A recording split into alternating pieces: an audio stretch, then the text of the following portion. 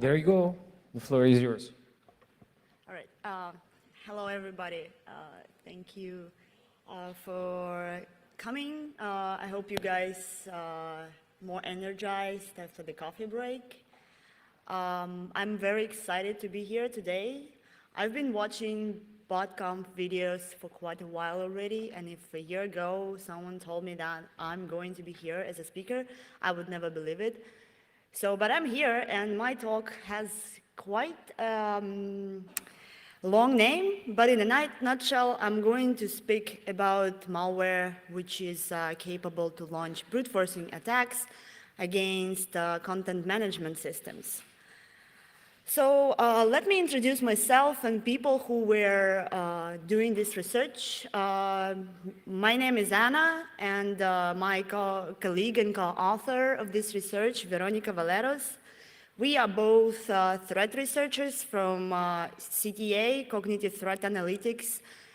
This is the group within Cisco which is applying machine learning algorithms in order to find malicious activities and anomalies on the network. So me and Veronica are basically looking at the output of the traffic, of the network traffic, and classify malware and study malware as well. I would like to thank also Sebastian Garcia and Stratosphere IPS project for providing data sets for the malware we're going to discuss today. So let's define the scope. I divided the presentation into two parts. The first part is going to be the overview of brute forcing malware. This is essential to understand the scale of the problem. And the second part is going to be a deep dive on the Trojan and botnet called Satterbot. Today we're not going to talk about reversing. We did not reverse the binaries. There are two things why not. First, it was already done by other researchers, so we didn't want to reinvent the wheel, let's say. And second, this is kind of out of scope for us because we are studying malware behavior on the network. So we were mostly curious how malware behaves in the long term running in a sandbox.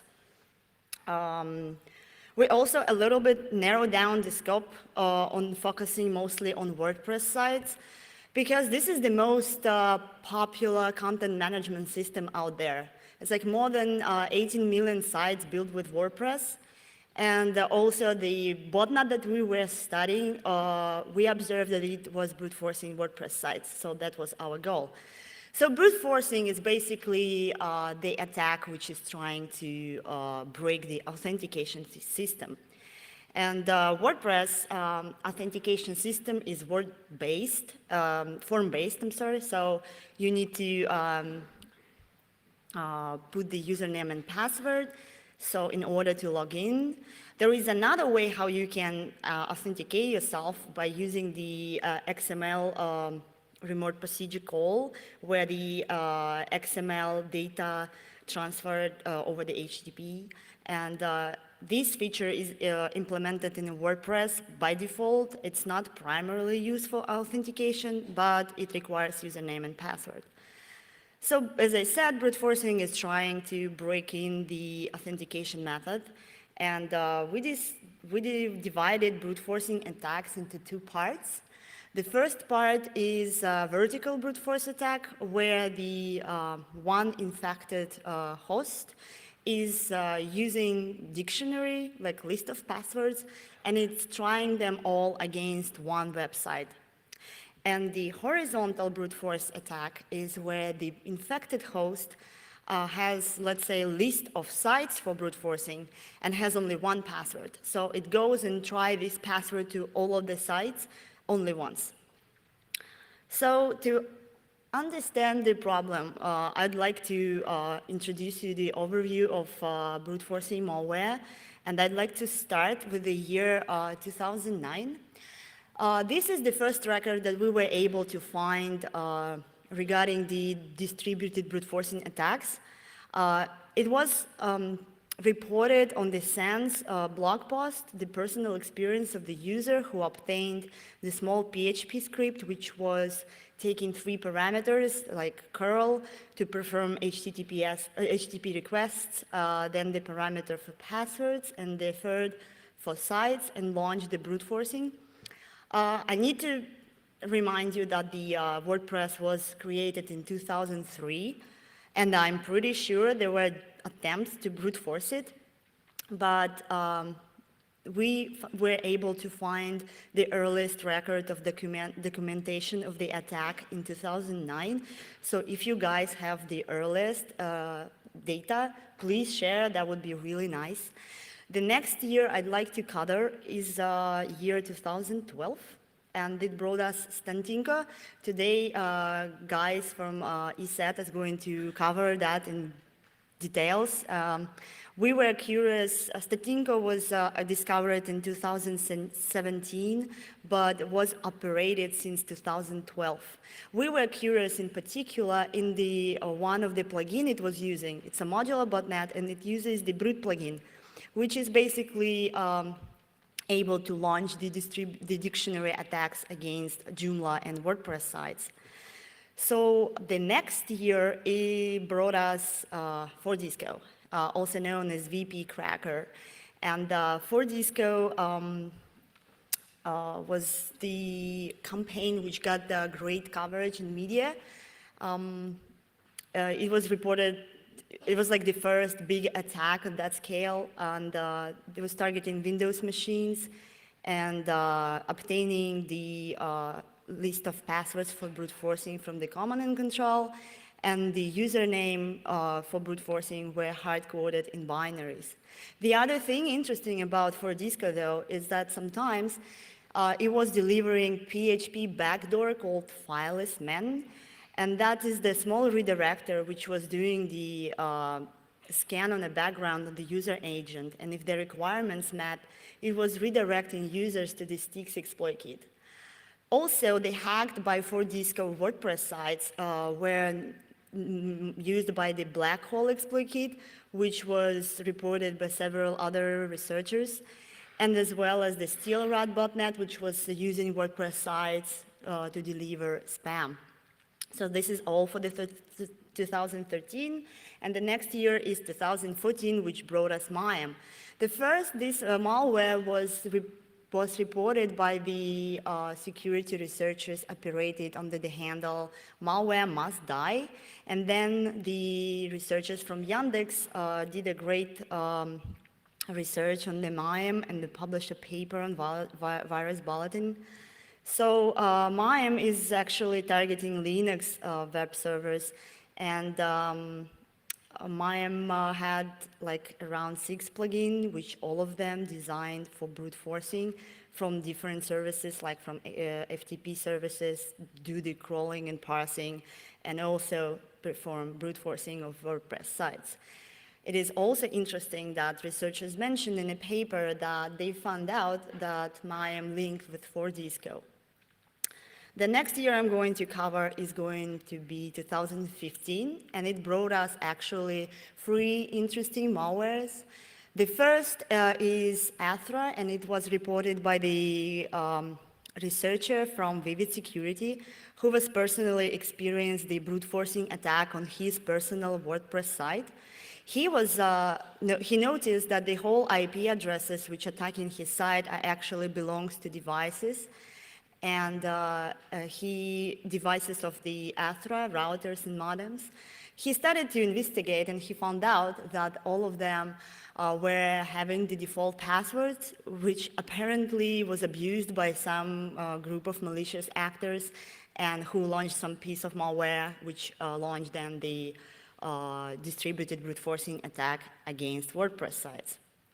It is also interesting that at the same time, Brian Krebs published the blog post about the Lizard Squad hacking group, which were using DDoS tool to knock in offline lots of websites.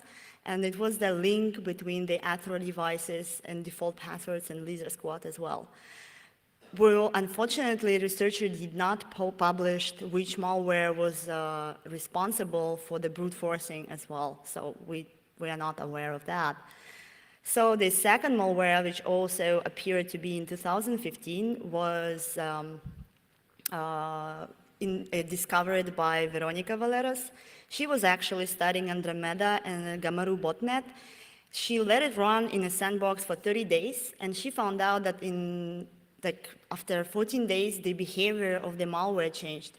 The second payload was delivered, and she named it as a CMS catcher. She was actually presenting this on the BotConf in 2015.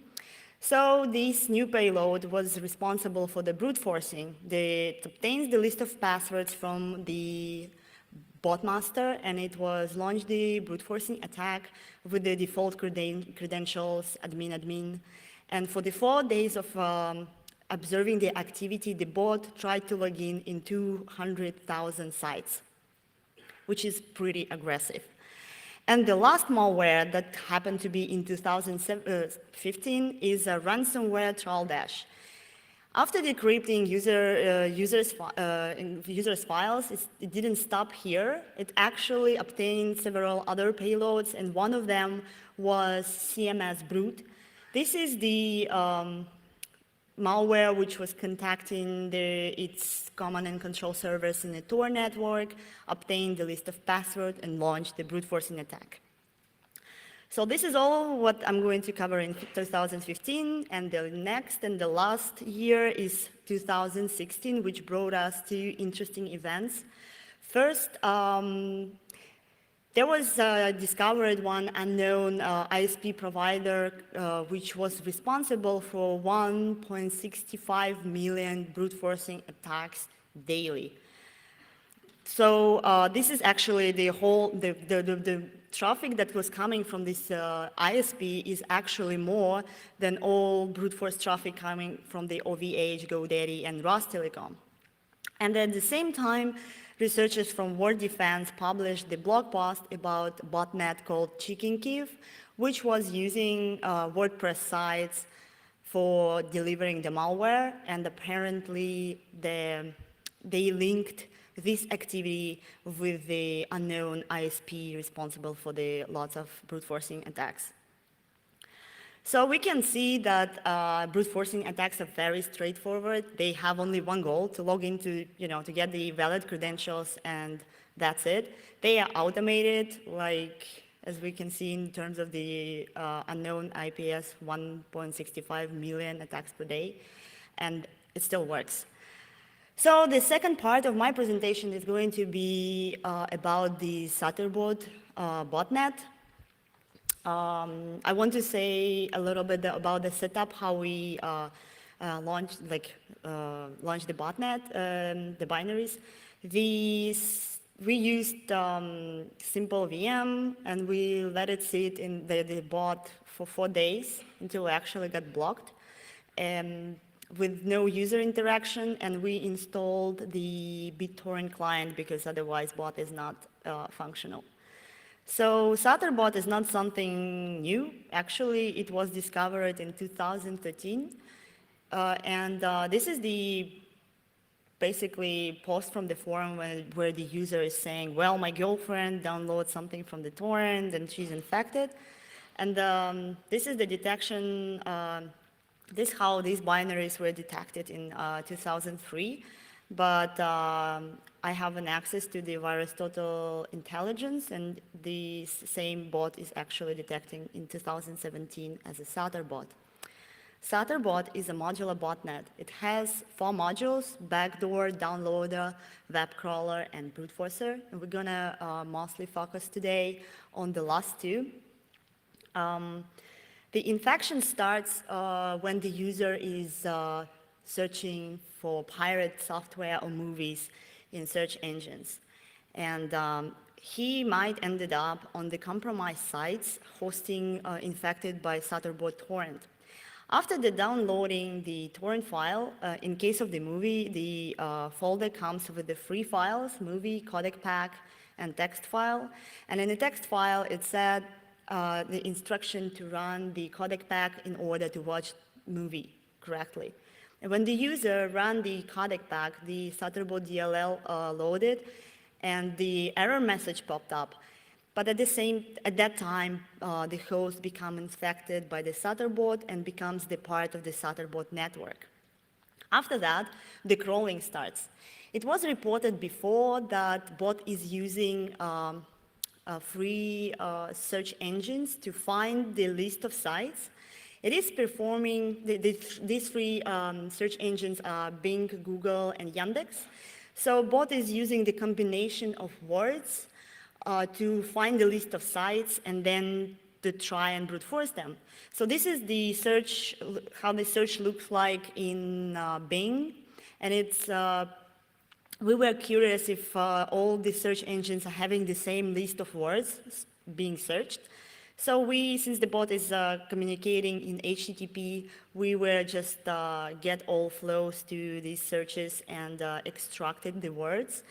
And we found out that in Bing and in Google, bot is searching pretty much the same list of words. So for example, the top 5 search words in Bing are the beauty, then report, data, Google, and in Google it's beauty, data, skin, report, Google. It's like kind of same.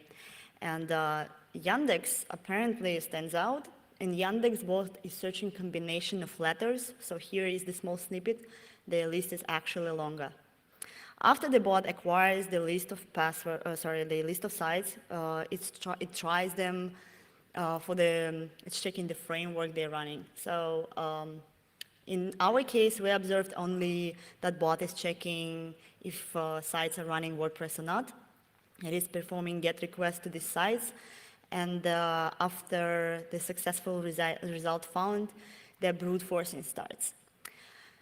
It was reported before as well that the bot is attacking sites using only one password and attacking them only once. So one password, trying to brute force site only once. Yes, indeed, we observed this behavior as well.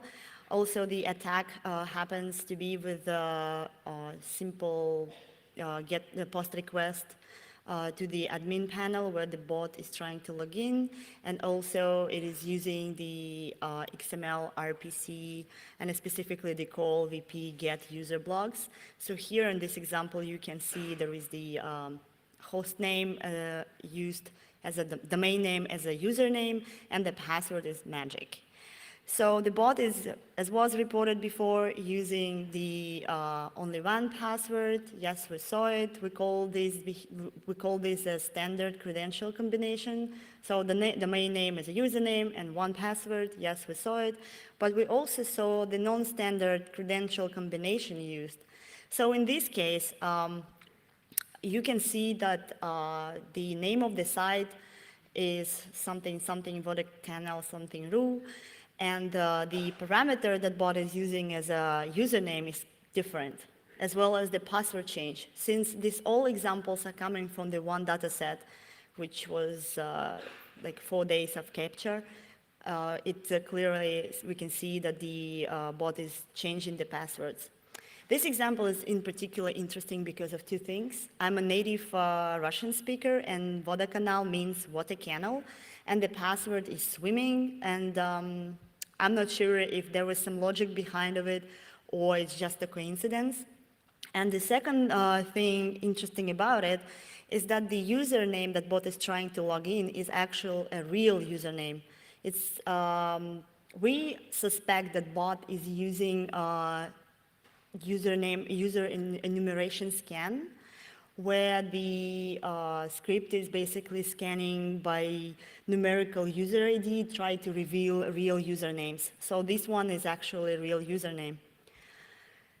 We also found out that bot is trying to brute force one website more than one time. So here is the Romanian site at 2 p.m. brute forced with the password Makito, and at 6 p.m. the same site brute forced with the password system. We were curious if the bot is using some well-known password dictionary, so we extracted all passwords from the capture, And we kind of did the visualization, and we thought that maybe the most tried ones is going to be admin, we were hoping. But even from this visualization, you can see that the most one tried is Pericles or Yamaha, which is not admin, unfortunately. So we decided to do the small breakdown of the passwords, and here you can see the top tried passwords, and indeed, the Pericles was used around 50,000 times. In fact, for the 4 days of capture, we were able to extract more than 500 different passwords, and they are not listed in any known dictionary, password dictionary. So we assume that it was specifically crafted by an attacker for this bot. We also found out that the bot is actually trying to brute force everything. So here is like we saw that it tries to brute force Twitter and Snapchat and Giphy. So it's brute forcing actually absolutely everything. We were wondering maybe that the attack was targeting a specific country. We did a breakdown on the TLDs, and the attack is actually distributed. It's not targeting any specific country. The most targeted TLD is .com, and the high number might explain that lots of users are hosting their blogs on the WordPress.com. So since the bot is basically brute forcing everything, that might explain that number. But the breakdown on the country TLDs, you can see that there's no attack against any specific country in here. So when we started to look at the starter bot, we had around 4 IPs of the command and control service. We used Maltego to visualize and potentially find other intel. And we ended up with that graph. It's not even worth to show because it's so big. And we also extracted some other useful information out there. So for example, we noticed that the changes in the URL path. Here you can see this is the path from the URLs from the 2017, 16, and 17. And the year 15 and 16 are pretty much the same, except the domain name is different. But in 2017, the path completely changed, and the version became 3. We also found out that one of the command and control servers were linked to the email, and in fact, it's only one command and control server which were linked to email. We didn't find any other information. We were curious how often the bot is trying to connect to the CNC service as well, and I did a little connection sequence for you. So when you run this other bot, there are lots of BitTorrent, the torrent traffic, and the advertisement, and then all connections get closed, and the bot performs the connectivity check to Google. And then right after, it contacts the first CNC. In fact, it is sending GET requests to this CNC every 2 hours, and post request every 10 seconds. Right after the crawling starts, bot is searching combination of words in search engines and then contacts the second CNC. The response comes in the DNS text record, which is encoded. So in fact, we observed for the 4 days of capture or the connection, the DNS request to this CNC only once. And right after, the third CNC contacted, so we assume that the text record, which is encoded, actually contains the location of the third command and control server. The third CNC is heavily used for reporting only. The bot is sending only post requests to it every 16 minutes. And then brute forcing starts. And then we also saw the fourth CNC, which was contacted during the 4 days of capture only twice. And both of the time it delivers binary. And I want to mention that the third and fourth CNC are sharing the same IP address. So since we use the Maltego, we extracted all of the command and control servers for all of these years. And we noticed some pattern in there. We break it down into groups. So for example, here you can see that we actually called it lazy admin approach because you can clearly see that this was an attempt to name the infrastructure somehow.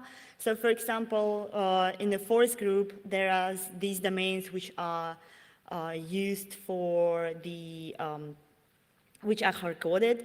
The second one is the ones which are delivering encoded text record and basically contains the location of the third command and control. The slave ones are those ones which are used for the reporting, where the bot's sending only post requests to it. And the boom ones is just the ones which are connecting to the binary delivering or the torrent trackers. We also were able to obtain the rest of the domains. They are not that clearly named, but still has some specific words keep repeating among them. Okay, so after all of that, you're probably wondering, why should I care? I don't have a WordPress site, nor do I. But think about the bigger scale of the problem. We saw that WordPress, like any site, is most of the time the initial starting point of any attack. And one infected site can infect thousands of users. So imagine 1,000 infected sites can infect 100,000 of users. So the problem is, so it's kind of like a big pool for attackers and also the anonymity. So let's conclude the presentation today. We found out that WordPress, the content management system, including WordPress, were probably brute force since the very beginning of their creation. The attacks are still there, they still works, and it's still used by attackers. The infected sites, or just in general site, is an important starting point of any infrastructure of the malware. And we also found that that brute forcing is not really very much researched. We saw dozens of blog posts, and it's a very valuable intel about the brute forcing, but we did not see and find any extensive research on this topic. So we also, we did not measure the successful rate, and it's kind of really hard for us, which is fall down into our future work, as well as we are curious to find out how often the password changed. And then we're also interested if those successfully hacked sites, which malware use them in the next, in their malicious purposes. So that's all for today from me. The datasets released on the stratosphere-ips.org, you can search it, as well as other data there. Is a bro output, an Argus output, and PCAPs, and DNS traffic, everything. And yeah, I'm happy here to answer your questions if you have one. Thank you. Thank you.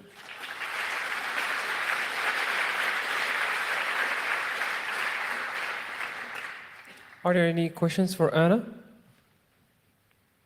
Come on, don't be shy.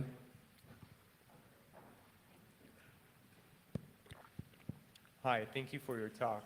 You presented an interesting technique in which the malware goes to the first CNC server in order to get a specific domain in which he should get his TXT record and then follow on and on. What, in your opinion, is the reason for using this technique? Sorry. Can you please probably repeat, because I...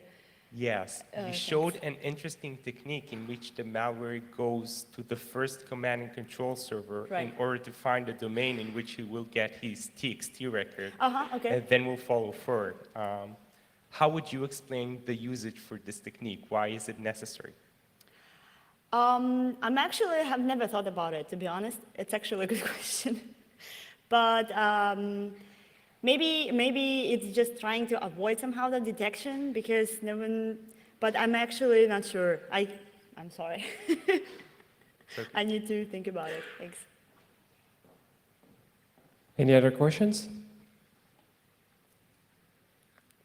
No? So thank you again, Anna. Thank you. Great to be here.